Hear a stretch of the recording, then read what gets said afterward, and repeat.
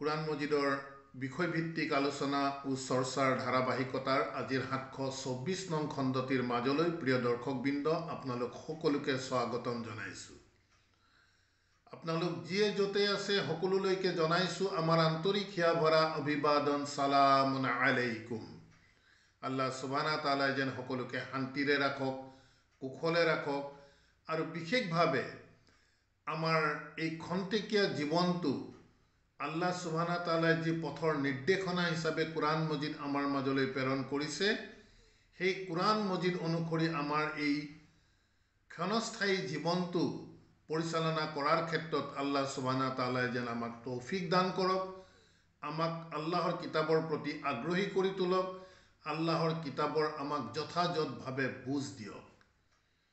প্ৰিয় দৰ্শকবৃন্দ, আমি সদায় কৈ আহিছোঁ যে বিগত সময়ছোৱাত আমি কিছু বিশেষ বিষয় আপোনালোকৰ মাজত চৰ্চাৰ বাবে লৈ অনাৰ চেষ্টা কৰি আহিছোঁ। ইয়াৰ একমাত্ৰ উদ্দেশ্য হৈছে যে আল্লাহৰ কিতাপৰ সঠিক কথা, আল্লাহে প্ৰকৃততে আমাক কি আদেশ কৰিছে, সেই কথা বতৰাসমূহ যিহেতু গোপন হৈ আছে আৰু আল্লাহৰ কিতাপৰ স্থান লৈছে পৰম্পৰাগতভাৱে চলি অহা ধৰ্মীয় পুথিসমূহ, সেয়েহে আমি এক ক্ষুদ্ৰ প্ৰয়াস কৰিছোঁ, আমাৰ চেষ্টা কৰি আহিছোঁ যে আল্লাহৰ কিতাপৰ মূল বাস্তৱতা, সঠিক কথা বতৰাসমূহ যাতে মানুহৰ মাজত প্ৰচাৰ হওক আৰু আল্লাহৰ এই কথা বতৰাসমূহ যেতিয়াই মানুহে অনুধাৱন কৰিব,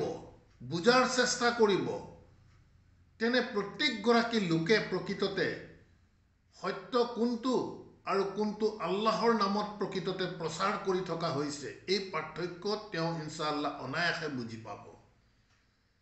তাৰ বাবে লাগিব আমাৰ একাগ্ৰতা, আল্লাহৰ কিতাপৰ প্ৰতি আগ্ৰহ, আল্লাহৰ কিতাপ বুজি পঢ়াৰ মানসিকতা, অদৃশ্যৰ ওপৰত আমাৰ বিশ্বাস যথাযথ হ'ব লাগিব। এনেধৰণৰ কিছু বিশেষ দিশৰ ওপৰত যি মানুহ আগুৱাই আহিব, তেনে প্ৰত্যেকগৰাকী লোককে ইনশাআল্লাহ আল্লাহ সুবহানাহু তাআলাই সঁচা আৰু মিছাৰ এই পাৰ্থক্য ভাল ধৰণে বুজাই দিব। যি কি নহওক প্ৰিয় দৰ্শকবৃন্দ, প্ৰতিদিনৰ দৰে আজিও আমি এক অতি স্পৰ্শকাতৰ বিষয় আপোনালোকৰ মাজত চৰ্চাৰ বাবে লৈ আনিব বিচাৰিছোঁ। আমি আপোনালোকক সদায় আহ্বান কৰি আহিছোঁ যাতে আমাৰ যি তথ্য আমি আপোনালোকৰ মাজত দি আহিছোঁ, সেই তথ্যসমূহ ভেৰিফাই কৰক, বিবেচনা কৰক। কেৱল আৱেগৰ বশৱৰ্তী হৈ আমাৰ প্ৰচলিত ধৰ্মৰ বিৰোধ কথা বুলি যদি বিবেচনা কৰি লয়, তেন্তে আল্লাহৰ কিতাপৰ কাষলৈও কোনো যাব নোৱাৰিব। আমি আলহামদুলিল্লাহ যি তথ্য, যি চৰ্চা আপোনালোকৰ মাজলৈ লৈ আনিছোঁ, এই চৰ্চাসমূহ আমি যথাযথভাৱে আমি তথ্য দি আহিছোঁ। কেৱল আপোনালোকৰ দায়িত্ব হৈছে উক্ত তথ্যসমূহ বিবেচনা কৰি চোৱাৰ, উক্ত তথ্যসমূহৰ ওপৰত নিজ চিন্তাধাৰাৰে চিন্তা কৰাৰ আৰু আল্লাহৰ প্ৰতি যথাযথভাৱে সমৰ্পিত হোৱাৰ। কিয়নো এই ৰঙীন পৃথিৱীয়ে আমাক আল্লাহৰ পথৰ পৰা গৰিষ্ঠ সংখ্যক লোককে আঁতৰাই ৰাখিছে। আমি কিছু বিশেষ কথা পাহৰি গ'লে নহ'ব।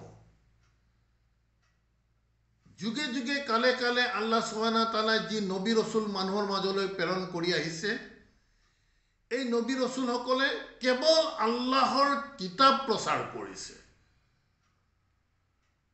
তেওঁলোকে নিজৰ পৰা কোনো ধৰণৰ কথা কেতিয়াও মানুহৰ মাজত কৈ যোৱা নাই। কেৱল তেওঁলোকৰ প্ৰতি যি ৱহী কৰা গৈছে, সেই ৱহীহে মানুহৰ মাজত প্ৰচাৰ কৰিছে আৰু নিজেও এই ৱহী, এই আদেশ নিষেধৰ ওপৰত নিজৰ জীৱন পৰিচালিত কৰি সমাজক আদৰ্শ দেখুৱাই থৈ গৈছে। কিন্তু অতি দুৰ্ভাগ্যজনক কথা, আল্লাহৰ ৱহীৰ মাধ্যমেৰে পঠোৱা কুৰাণুল মজিদ আমাৰ মাজত গোপন হৈ আছে আৰু ইয়াৰ স্থান লৈছে পৰম্পৰাগতভাৱে চলি অহা ধৰ্মীয় পুথিসমূহ। আমি ইতিমধ্যে আপোনালোকক তথ্য দিছোঁ আমাৰ প্ৰচলিত ধৰ্মীয় পুথিসমূহ কেনেধৰণে মানুহৰ দ্বাৰা সংগৃহীত, আল্লাহৰ ৱাহী নহয়। গতিকে মানুহৰ দ্বাৰা সংগৃহীত ধৰ্মীয় গ্ৰন্থসমূহত থকা বিধি বিধানৰ গৰিষ্ঠ সংখ্যকেই আল্লাহৰ কিতাপত উল্লেখ নাই। গতিকে স্পষ্ট আমি হ'ব লাগিব যে আল্লাহে যি বিধি বিধান আমাৰ বাবে দিছে, নিশ্চিতভাৱে আল্লাহৰ কিতাপত পূৰ্ণাংগভাৱে তাক উল্লেখ কৰিছে, মুকাম্মাল কৰিছে, আধৰুৱা কৰি ৰখা নাই। গতিকে আল্লাহৰ বিধি বিধান জানিবৰ বাবে, বুজিবৰ বাবে আল্লাহৰ কিতাপৰ বাহিৰত গৈ ধৰ্মীয় পুথিসমূহৰ সহায় লোৱাৰ কোনো প্ৰয়োজন থকা বুলি কোৰাণ মজিদে আমাক কিন্তু উল্লেখ কৰা নাই বা আমিও বিবেচনা নকৰোঁ। সেয়ে কথা বতৰাসমূহ প্ৰিয় দৰ্শকবৃন্দ আমি স্পষ্ট ভাষাৰে আপোনালোকৰ মাজত দাঙি ধৰাৰ চেষ্টা কৰি আহিছোঁ। সেয়েহে আজিও এক অতি স্পৰ্শকাতৰ বিষয় আমি আপোনালোকৰ মাজত লৈ আনিব বিচাৰিছোঁ। আমি আহ্বান জনাইছোঁ, অনুৰোধ জনাইছোঁ যাতে কোনেও আৱেগিক নহয়, তথ্যৰ সন্ধান কৰক।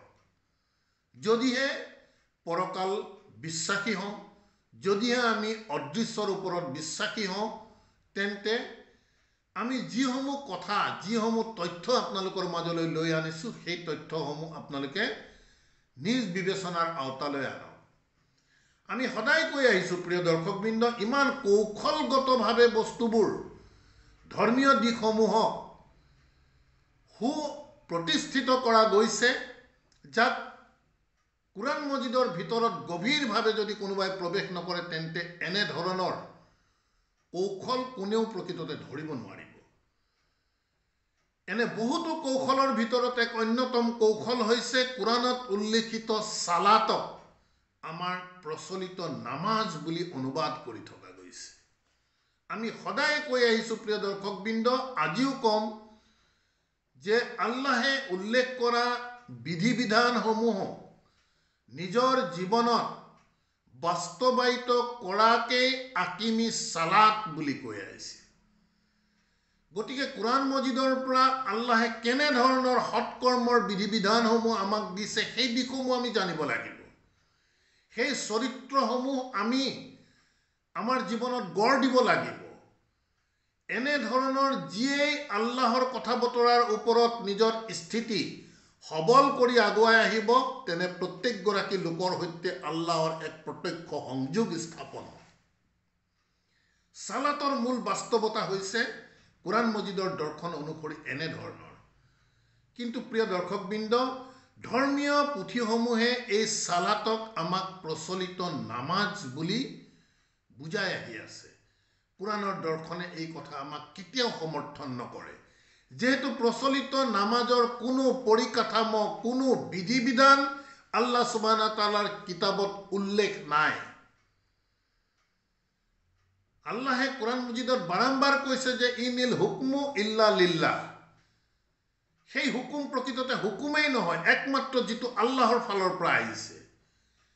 গতিকে আমাৰ প্ৰচলিত নামাজৰ যি পৰিকাঠামোৰ হুকুম আল্লাহৰ ফালৰ পৰা যিহেতু অহা নাই, কোৰাণ মজিদত যিহেতু উল্লেখ হোৱা নাই, তেন্তে আল্লাহৰ কিতাপ অনুসৰি সেই হুকুমেই নহয়। আন এটি দিশ আমি খুব মন কৰিবলগীয়া বিষয়, আমি ইতিমধ্যে আপোনালোকক তথ্য দিছোঁ।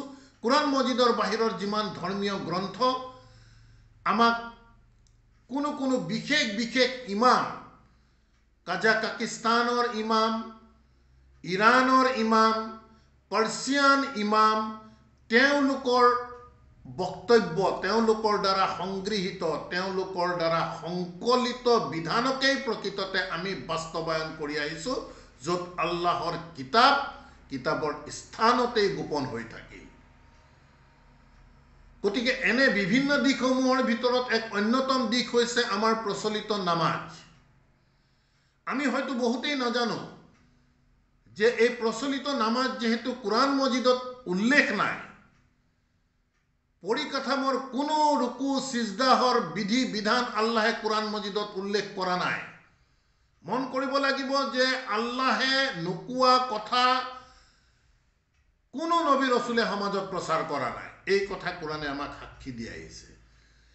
গতিকে আমাৰ পৰম্পৰাগতভাৱে চলি অহা প্ৰচলিত 5 ওয়াক্ত নামাজৰ যি মনোমোহা এক উৎস, ধৰ্মীয় গ্ৰন্থসমূহত উল্লেখ হৈছে সেই দিশটো হয়তো আমি বহুতেই নাজানো অথচ এই নামাজক ইমান হাইলি ফ'কাছ কৰা গৈছে নামাজ যে বুজিব লাগে নামাজ কি আমি যদি ধৰিও লওঁ প্ৰচলিত নামাজ গুৰুত্বপূৰ্ণ যদিও কোৰাণে তেনেধৰণৰ কথা কোৱা নাই তথাপিও সেই প্ৰচলিত নামাজ যদি আমি বুজি পঢ়ি আল্লাহৰ ওচৰত কাকুতি মিনতি কৰিব লাগিব তাৰো কোনো নীতি নিৰ্দেশনা আমাক ধৰ্মীয় শিক্ষাই দিয়া নাই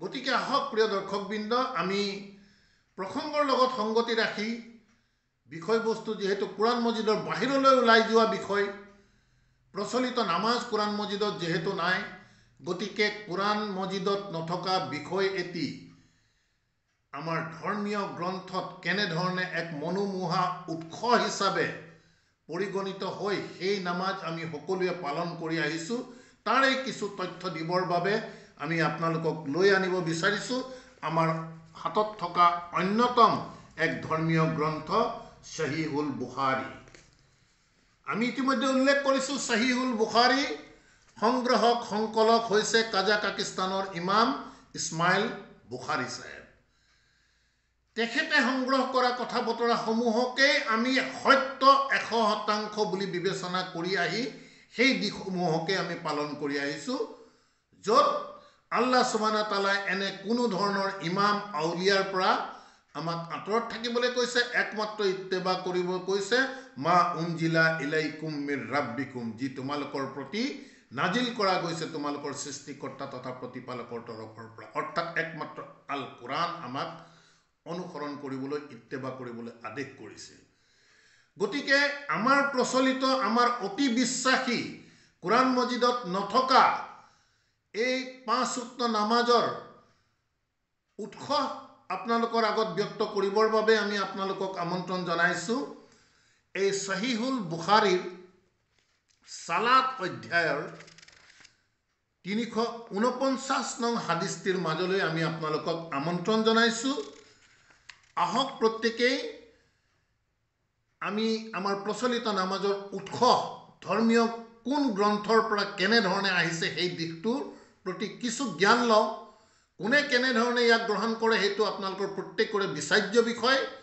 আমি কাকো জোৰ জবস্তি কৰা নাই নামাজৰ বিৰোধ কৰিও আমি নামাজ পঢ়িব নালাগে বুলি কোৱা নাই প্ৰত্যেকৰে নিজা নিজা আল্লাহে বিবেক দিছে প্ৰত্যেকে সেই অনুযায়ী নিজৰ বিবেচনা সঠিকভাৱে কৰক যাতে পৰকালত গৈ আমি ধোকা খাবলগীয়া নহয় গতিকে কোৰাণ মজিদৰ বাহিৰৰ আমাৰ এক অন্যতম ধৰ্মীয় গ্ৰন্থ সহিহুল বুখাৰীৰ 8 নং অধ্যায় সালাত হিতানৰ পৰিচ্ছেদ নং 1 ইছৰা মিৰাজত কেনেকৈ সালাত ফৰজ হৈছে সব সালাত ফৰজ হৈছে সালাতক নামাজ বুলি কৈছে ইয়াৰ 349 নং আয়াত হাদিসত উল্লেখিত হৈছে যে আনাস ইবনু মালিক রাদিয়াল্লাহু আনহুৰ দ্বাৰা বৰ্ণিত মন কৰিব আনাস ইবনু মালিক ৰাদিয়াল্লাহু তাআলা আনহু তেখেতে বৰ্ণনা কৰিছে অৰ্থাৎ তেখেতে ডিসক্ৰাইব কৰিছে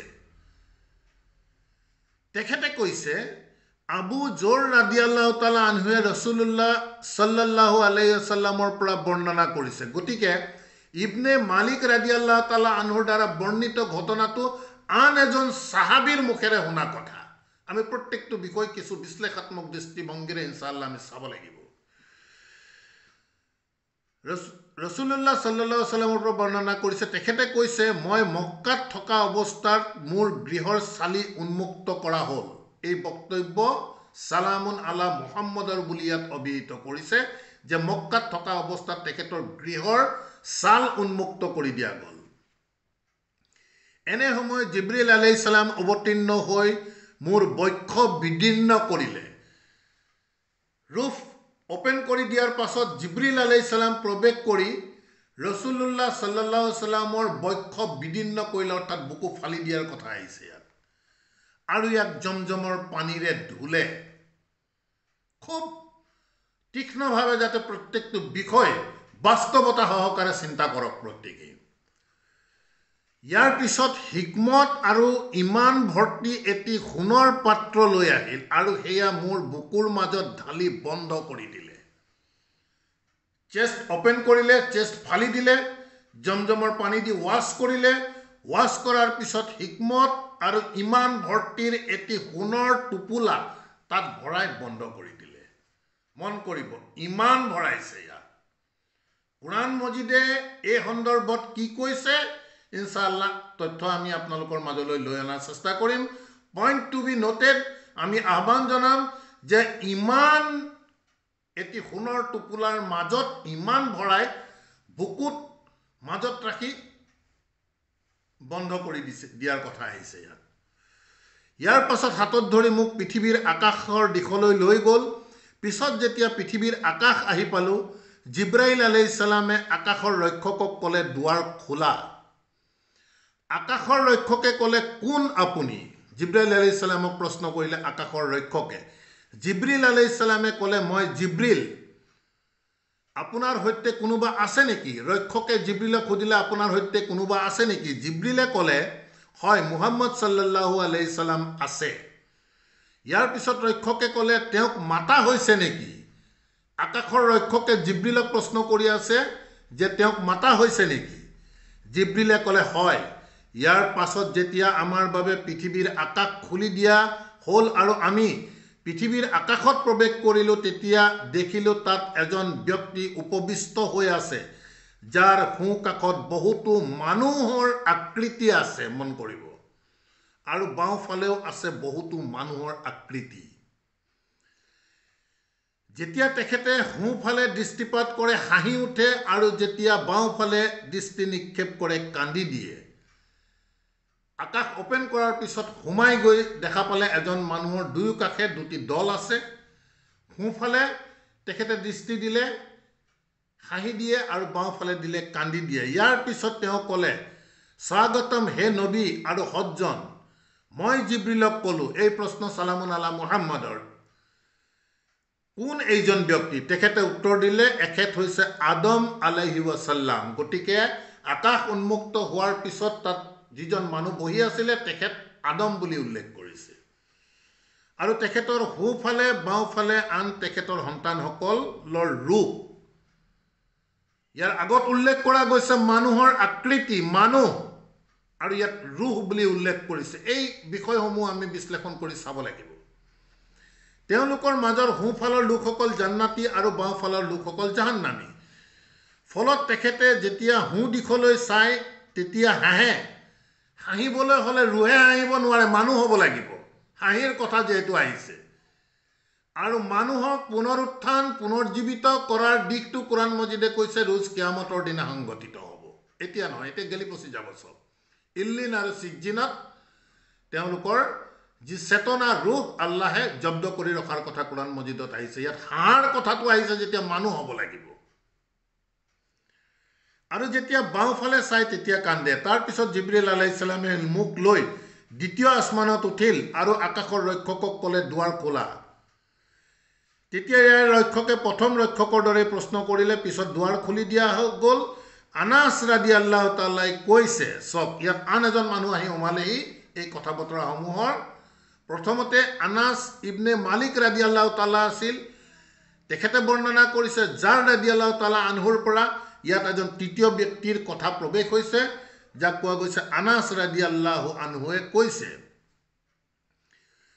আবু জাৰ ৰাদিয়াল্লাহু আনহুৱে উল্লেখ কৰিছে যে তেখেতে ৰাসূলুল্লাহ সাল্লাল্লাহু আলাইহি ওয়াসাল্লামৰ আকাশসমূহত আদম, ইদ্ৰিছ, মুছা, ঈছা আৰু ইব্ৰাহিমক লগ পাইছিল। 5 জনৰ নাম উল্লেখ হৈছে। এই 5 জনৰ ভিতৰত উল্লেখ হৈছে আদম, ঈছা, মুছা আৰু ইব্ৰাহিম। নূহ আলাইহিছ সালামৰ কোনো অৱস্থিতিৰ বিষয়ে ইয়াত কিন্তু উল্লেখ কৰা হোৱা নাই। কিন্তু আবু জাৰ ৰাদিয়াল্লাহু তাআলা আনহুৱে তেখেতৰ স্থানসমূহক নিৰ্দিষ্টকৈ উল্লেখ কৰা নাই। নিৰ্দিষ্টকৈ অৰ্থাৎ কোন আকাশত কোন আছিল সেই কথা উল্লেখ কৰা নাই। তথাপিও ইমানখিনি উল্লেখ কৰিছে যে তেখেতে আদম আলাইহিছ সালামৰ পৃথিৱীৰ আকাশত আৰু ইব্ৰাহিম আলাইহিছ সালামত ষষ্ঠ আকাশত, প্ৰথমত আদমক আৰু ষষ্ঠ 6 আকাশত ইব্ৰাহিম আলাইহিছ সালামক পোৱা গৈছে। গতিকে প্ৰথম, দ্বিতীয়, তৃতীয়, চতুৰ্থ, পঞ্চম, ষষ্ঠ 6খন আকাশ থাকিব লাগিব। ইয়াত নবীৰ নাম উল্লেখ হৈছে কিন্তু 5 জনৰ। কোনোবা এখন আকাশত নাছিল নেকি? এই দিশবোৰ আমি ভাবিব লাগিব। তাৰ পাছত কৈছে লগ পাইছিল। আনাস ৰাদিয়াল্লাহু তাআলা আনহুৱে কৈছে জিবৰিল আলাইহিস সালামে যেতিয়া নবী সাল্লাল্লাহু আলাইহি সাল্লামক লৈ ইদ্ৰিছ আলাইহিস সালামৰ কাষেদি অতিক্ৰম কৰিছিল, তেতিয়া ইদ্ৰিছ আলাইহিস সালামে কৈছিল, মাৰহাবা হে সৎ ভাই আৰু পুণ্যৱান নবী। মই ৰসুলুল্লাহে ক'লো, এখেত কোন? সালামুন আলা মুহাম্মদে সুধিলে, এখেত কোন? জিব্ৰাইলে ক'লে, এখেত হৈছে ইদ্ৰিছ আলাইহি ওয়াসাল্লাম। ইয়াৰ পিছত মই মুছা আলাইহিস সালামৰ কাষেদি অতিক্ৰম কৰাৰ কালত তেখেতে ক'লে, মাৰহাবা হে সৎ নবী আৰু পুণ্যৱান ভাই। মই ক'লো, এখেত কোন? জিব্ৰিলে ক'লে, এখেত মুছা আলাইহি ওয়াসাল্লাম। ইয়াৰ পিছত মই ঈসা আলাইহিস সালামৰ কাষেদি অতিক্ৰম কৰাৰ কালত তেখেতে ক'লে, মাৰহাবা হে সৎ নবী আৰু পুণ্যৱান ভাই। মই ক'লো, এখেত কোন? জিব্ৰিলে ক'লে, এখেত হৈছে ঈসা আলাইহি ওয়াসাল্লাম। ইয়াৰ পিছত মই ইব্ৰাহিম আলাইহিস সালামৰ কাষেদি অতিক্ৰম কৰোঁতে তেখেতে ক'লে, মাৰহাবা হে সৎ নবী আৰু নেক সন্তান। মই ক'লো, এখেত কোন? জিব্ৰিলে ক'লে, এখেত হৈছে ইব্ৰাহিম আলাইহি ওয়াসাল্লাম। ইবনে শিহাবে কৈছে, চতুৰ্থজন মানুহৰ কথা ইয়াত কিন্তু প্ৰৱেশ হৈছে। ইবনে শিহাবে কৈছে, ইবনে হাজম ৰাহিমাহুল্লাহে মোক সংবাদ দিছে যে ইবনু আব্বাছ আৰু আবু হাব্বা আল আনসাৰী উভয়ে কৈছে, পঞ্চম ষষ্ঠ ছজন মানুহো ইতিমধ্যে ইয়াত সংযুক্ত হৈ গৈছে গোটেই এই নামাজৰ উৎসৱ বৰ্ণনা কৰাৰ ক্ষেত্ৰত। নবী সাল্লাল্লাহু আলাইহি ওয়াসাল্লামে কৈছে, ইয়াৰ পিছত মোক আৰু ওপৰলৈ উঠোৱা হ'ল আৰু তাৰ পাছত এনে এক সমতল স্থানত উপনীত হ'লোঁ য'ত মই লিখাৰ শব্দ শুনিবলৈ পাইছিলোঁ। ইবনু হাজম আৰু আনাস ইবনু মালিক ৰাদিয়াল্লাহু তাআলা আনহুৱে কৈছে, ৰাসূলুল্লাহ সাল্লাল্লাহু আলাইহি ওয়াসাল্লামে কৈছে, ইয়াৰ পিছত আল্লাহে মোৰ উম্মতৰ ওপৰত 50 ওয়াক্ত সালাত ফৰজ কৰি দিয়ে। মন কৰি যাব, মই সেই সালাত লৈ ঘূৰি আহোঁ। ষষ্ঠ আকাশৰ ওপৰত আল্লাহে ফৰজ কৰি দিয়া সালাত 50 ওয়াক্তলৈ ঘূৰি আহে। অৱশেষত যেতিয়া মুছা আলাইহিস সালামৰ কাষেদি অতিক্ৰম কৰোঁ তেতিয়া তেখেতে ক'লে, আল্লাহ তাআলাই আপোনাৰ উম্মতৰ ওপৰত কি ফৰজ কৰিলে? সালামুন আলা মুহাম্মদক প্ৰশ্ন কৰিলে। মই ক'লো, 50 ওয়াক্ত সালাত ফৰজ কৰিছে। তেখেতে ক'লে, আপুনি আপোনাৰ পালনকৰ্তাৰ ওচৰলৈ উভতি যাওক, কিয়নো আপোনাৰ উম্মতে সেয়া আদায় কৰিব নোৱাৰিব। প্ৰিয় দৰ্শকবৃন্দ, অনুগ্ৰহ কৰি বিবেচনা কৰক, আল্লাহে উম্মতৰ বাবে 50 ওয়াক্ত নামাজ ফৰজ কৰি দিয়া বিষয়টো আল্লাহে স্বয়ং নিজেই নাজানে যে উম্মতে পালন কৰিব পাৰিবনে নোৱাৰে, কিন্তু মুছা আলাইহিস সালামেহে গম পালে যে মুহাম্মদৰ উম্মতে 50 ওয়াক্ত নামাজ সালাত পালন কৰিব নোৱাৰিব। চাও, মুছা আলাইহিস সালামৰ অৱস্থান ক'ত লৈ যোৱা গ'ল, আল্লাহৰ অৱস্থান ক'ত লৈ যোৱা গ'ল। আল্লাহ সৃষ্টিকৰ্তা, তেখেতৰ উম্মতৰ বাবে তেখেতে 50 ওয়াক্ত নামাজ ফৰজ কৰি পঠাইছে, অথচ আল্লাহে কিন্তু নাজানে সেই উম্মতে পালন কৰিব পাৰিবনে নোৱাৰে। আল্লাহতকৈ অধিক জ্ঞানী কৰি দিয়া গ'ল মুছা আলাইহিস সালাম। তেখেতেহে ক'লে মুহাম্মদক যে তোমাৰ উম্মতে এই 50 ওয়াক্ত নামাজ পালন কৰিব নোৱাৰে, গতিকে তুমি ঘূৰি যোৱা আল্লাহৰ ওচৰত। মই উভতি গ'লো, আল্লাহ তাআলাই কিছু অংশ কমাই দিলে। বাৰ্গেনিঙৰ দিশটো মন কৰিব। আল্লাহৰ অৱস্থান ক'ত লৈ যোৱা গ'ল আৰু মুছা আলাইহিস সালামৰ স্থান ক'ত লৈ যোৱা গ'ল, এই দিশবোৰ চিন্তা কৰিব লগাৰ নিশ্চয় থল আছে। মই মুছা আলাইহিস সালামৰ কাষলৈ পুনৰাই গ'লো আৰু ক'লো, কিছু অংশ কমাই দিছে। তেখেতে ক'লে, আপুনি পুনৰবাৰ আপোনাৰ ৰবৰ কাষলৈ উভতি যাওক, কাৰণ আপোনাৰ উম্মতে এইটো আদায় কৰিব নোৱাৰে। চাওক, ছেকেণ্ড টাইম আকৌ ঘূৰাই দিলে। আল্লাহে কিন্তু নাজানে, মুছা আলাইহিস সালামে জানে। মই উভতি গ'লো আৰু তেতিয়া আৰু কিছু অংশ কমাই দিয়া গ'ল। পুনৰ মুছা আলাইহিস সালামৰ কাষলৈ গ'লো। এইবাৰো তেখেতে ক'লে, আপুনি আকৌ আপোনাৰ প্ৰতিপালকৰ কাষলৈ যাওক। চাওক, থাৰ্ড টাইম আকৌ বেক কৰাই দিছে, কাৰণ আপোনাৰ উম্মতে এয়াও আদায় কৰিবলৈ সক্ষম নহ'ব। মুছা আলাইহিস সালামে ভাল ধৰণে জানে, আল্লাহ নাজানে কিন্তু ইমান। সেইবাবে ফাইনেল এপ্ৰুভেলটো মুছা আলাইহিস সালামৰ পৰা লোৱা গৈছে।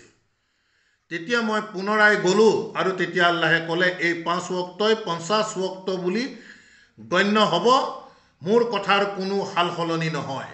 চাওক, ইয়াত কৈছে মোৰ কথাৰ কোনো হাল সলনি নহয়, অথচ 50ৰ পৰা হাল সলনি মুছা আলাইহিস সালামে কৰাই তাক 5লৈ নিম্নগামী কৰা গ'ল।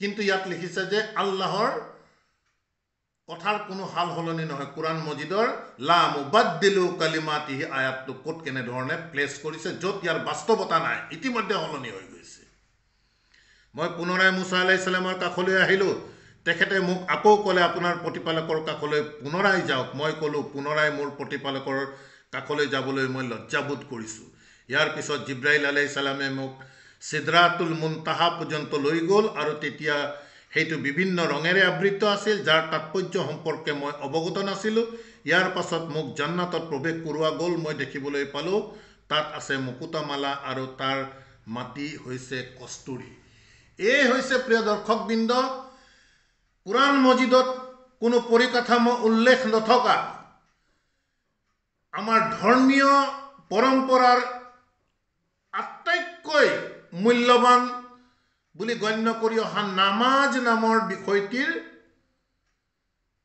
উৎস ক'ৰ পৰা নামাজ আহিছে আমাৰ ধৰ্মীয় গ্ৰন্থই কৈছে যে নামাজ জান্নাতৰ চাবি যাৰ নামাজ ঠিক থাকিব তাৰ আন কোনো হিচাপ নল'ব অৰ্থাৎ যি নামাজ পঢ়ি সুদ খাওক জিনা কৰক যিমান অপৰাধমূলক কাম কৰক কোনো ধৰণৰ হিচাপেই নল'ব যদিহে নামাজ তেওঁৰ সঠিক থাকে তাৰ মানে নামাজকে একমাত্ৰ কেন্দ্ৰবিন্দু কৰি দিয়া গৈছে ইছলামৰ আৰু সেই নামাজ ক'ৰ পৰা আহিল সেই দিশটো আপোনালোকৰ আগত ধৰ্মীয় গ্ৰন্থৰ পৰা আমি উল্লেখ কৰিলোঁ ইমানৰ টোপোলা লোহাৰ বাকচত ভৰাই সালামুন আলা মুহাম্মদৰ বুকু ফালি ভৰাই দিয়া গৈছে আমি এই সন্দৰ্ভত কোৰাণ মজিদৰ 42 নং সূৰা আছ-ছুআৰাৰ 52 নং আয়াতটিৰ তথ্য আপোনালোকৰ মাজলৈ লৈ আনিব বিচাৰিছোঁ ইমান সম্পৰ্কত ধৰ্মীয় গ্ৰন্থই কৈছে যে ইমান লোহাৰ টেমাত ভৰাই বুকুত ভৰাই দিয়া গৈছে ইমান তেনেধৰণৰ বস্তু নহয় ইমান হৈছে বিশ্বাসৰ বস্তু ই কোনো সলিড বস্তু নহয় যে এটি সোণৰ টেমাৰ মাজত ভৰাই ইয়াক বুকুত ভৰাব পৰা যাব আল্লাহে কৈছে যে ৱা কাজালিকা আৰু এনেধৰণেই আমি কোৰাণ মজিদৰ তথ্যৰে প্ৰিয় দৰ্শকবৃন্দ আমি বিষয়সমূহ আমি বিশ্লেষণ কৰাৰ আমি চেষ্টা কৰিব লাগিব কোৰাণ মজিদৰ 42 নং সূৰা আছ-ছুআৰাৰ আমি 52 নং আয়াত 52 নং আয়াতত আল্লাহ সুবহানাহু ওয়া তাআলাই কৈছে যে ৱা কাজালিকা আওহাইনা ইলাইকা আৰু এনেধৰণে আওহাইনা আল্লাহে কৈছে আমি ওয়াহি কৰিছো ইলাইকা তোমাৰ প্ৰতি বাৰ্তাবাহকৰ প্ৰতি আল্লাহে কৈছে এনেধৰণে আমি তোমাৰ প্ৰতি ওয়াহি কৰিছো ৰুহান চেতনা ইনস্পায়াৰ ৰুহ আল্লাহে ওয়াহি কৰিছে ৰুহ ওয়াহি কৰা বস্তু চাওক মন কৰিব সলিড বস্তু নহয় মিন আমৰিনা আল্লাহে কৈছে আমাৰ আদেশৰ পৰা আমি এনেধৰণে তোমাৰ প্ৰতি আমি ৰুহ ওয়াহি কৰিছো মা কুনতা তাদৰি বাৰ্তাবাহকক কৈছে মা কুনতা তাদৰি তুমি জনা নাছিলা মা আল কিতাব এই কিতাব কি তুমি জনা নাছিলা আল্লাহে ওয়াহি কৰি জনাইছে ওয়ালা আল ইমান আৰু ইমান কি জনা নাছিলে ওয়ালাকিন জাআলনাহু আল্লাহে কৈছে বৰং জাআলনাহু আমি ইয়াক কৰি দিছো এই কিতাবক কৰি দিছো হুদি কিতাবক বুজাইছে নূৰান সালামুন আলা মুহাম্মদে কিতাব কি ইমান কি একো জনা নাছিল আল্লাহে ওয়াহি কৰিছে এই কিতাবৰ পৰা আদেশসমূহ ওয়াহি কৰিছে আৰু এই কিতাবক কৰি দিছে নূৰান নূৰ পোহৰ আলো কৰি দিছে নাহদি বিহি আল্লাহে কৈছে ইয়াৰ দ্বাৰা আমি হিদায়ত কৰো পৰিচালিত কৰো বিহি এই কিতাবৰ দ্বাৰা কোনো সোণৰ পাত্ৰত ইমান ভৰাই দি পৰিচালিত নকৰে কিতাবৰ দ্বাৰা পৰিচালিত ওয়াহিৰ মাধ্যমেৰে হয় মান নাসাউ মিন ইবাদিনা আমাৰ বান্দাসকলৰ মাজৰ পৰা যি ইচ্ছা কৰে আমি এই কিতাব ওয়াহি কৰো আৰু আমি পৰিচালিত কৰো ওয়া ইন্নাকা বাৰ্তাবাহকক কৈছে আৰু নিশ্চিতভাৱে তুমি লা তাহদি নিশ্চিতভাৱে তুমি পৰিচালিত হৈ আছা হিদায়াতত আছা ইলা সিৰাতিন মুস্তাকিমত তুমি পৰিচালিত হৈ আছা যিয়ে আল্লাহৰ কিতাবৰ ওপৰত থাকিব তেৱেই সিৰাতাল মুস্তাকিমত পৰিচালিত হৈ থাকিব। গতিকে প্ৰিয় দৰ্শকবৃন্দ, আমি চিন্তা কৰিব লাগিব, বুজাৰ চেষ্টা কৰিব লাগিব কোৰাণ মজিদ প্ৰকৃততে কি হয়। আমাক বিভিন্ন ধৰ্মীয় কথা বতৰাই আমাক ইয়াৰ মূল দিশসমূহ, কোৰাণৰ মূল দৰ্শনে আমাক পাহৰাই ৰাখিছে। কোৰাণৰ অন্যতম দৰ্শন আমি পুনৰবাৰ কৈছোঁ, আল্লাহে কৈছে সেই হুকুমেই নহয়, একমাত্ৰ আল্লাহৰ পৰা হোৱা হুকুমে। ইতিমধ্যে আমি যিসমূহ কথা বতৰা বা এনে গ্ৰন্থসমূহত যিমান বিধি বিধান সন্নিৱিষ্ট হৈছে, এটাও আল্লাহৰ ৱাহী নহয়। এই কথা আমি মন কৰিব লাগিব। ৱাহী একমাত্ৰ আল কোৰাণ, মানুহৰ দ্বাৰা সংগৃহীত, মানুহৰ দ্বাৰা সংকলিত বিষয়কে আমি লৈ আছো। আমি আমলে চলে আমি পৰিশুদ্ধি হ'ব লাগিব, সঠিক কৰ্ম কৰিব লাগিব। ইনশাআল্লাহ আমি পৰৱৰ্তী সময়ত ভিডিঅ' লৈ আহিম যে জান্নাত প্ৰকৃততে কাৰ বাবে। কোৰাণ মজিদৰ কোনো স্থানতে উল্লেখ কৰা নাই যে প্ৰচলিত নামাজ পঢ়িলেহে জান্নাত পাব, ক'তো নাই। যা নামাজৰ পৰিকাঠামোই নাই, নামাজৰ কোনো ছিষ্টেমেই আল্লাহে উল্লেখ কৰা নাই। ই মানৱ ৰচিত এক পৰিকাঠামো, যাৰ তথ্য কোৰাণ মজিদৰ বাহিৰতহে পোৱা যায়। তথাপিও আমি নামাজ পঢ়িছোঁ, সেই নামাজ আমি একোৱে বুজি নাপাওঁ। গতিকে প্ৰত্যেকজন বিবেকবান ব্যক্তিক আমি এই দিশসমূহ চিন্তা কৰাৰ বাবে আমি আহ্বান জনাইছোঁ। আমাৰ কাৰো প্ৰতি শত্ৰুতা নাই, কাকো আমি হেয় প্ৰতিপন্ন কৰিব বিচৰা নাই। কেৱল সত্য যিসমূহ কথা আল্লাহ সুবহানাহু ওয়া তাআলাই আমাক বুজ দিছে, সেই বুজ আপোনালোকৰ মাজত কোৰাণৰ তথ্যৰ আধাৰেৰে আমি প্ৰচাৰ কৰাৰ চেষ্টা কৰিছোঁ। বিচাৰ বিবেচনা ইনশাআল্লাহ প্ৰত্যেকেই কৰি ল'ব। ইয়াত আমাৰ কোনো ধৰণৰ দাবাদাবি নাই, কোনো আক্ষেপ নাই। কাৰণ আল্লাহ সুবহানাহু ওয়া তাআলা প্ৰত্যেকগৰাকী বাৰ্তাবাহককেই কৈছে, তুমি কেৱল প্ৰচাৰ কৰা, তুমি সিহঁতৰ ৱকিল নহয়, তত্ত্বাৱধায়ক নহয়। পৃথিৱীত কোনো কাৰো উকিল হ'ব নোৱাৰে। নবী ৰসুলসকলক আল্লাহে ৱকিল হোৱাৰ যিহেতু অধিকাৰ দিয়া নাই, আমি কি হয়, সাধাৰণ ধূলিকণাও নহয় আমি তেওঁলোকৰ তুলনাত।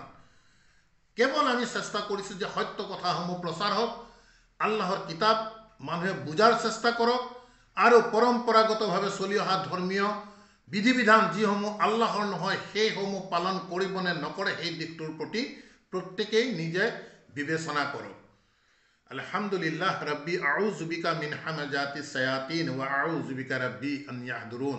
প্ৰিয় দৰ্শকবৃন্দ, আমাৰ পুনৰ আহ্বান, পুনৰ স্পষ্ট কৰিছোঁ, আমি কোনো বিষয়ৰে আমি বিৰোধিতা কৰা নাই, তাকো আমি মটিভেট কৰা নাই যে এইটো কৰিব লাগিব, এইটো কৰিব নালাগিব। আল্লাহৰ কিতাবে কি কৈছে সেই দিশটোহে আমি প্ৰচাৰ কৰিছোঁ। বিবেচনা প্ৰত্যেকৰ নিজৰ।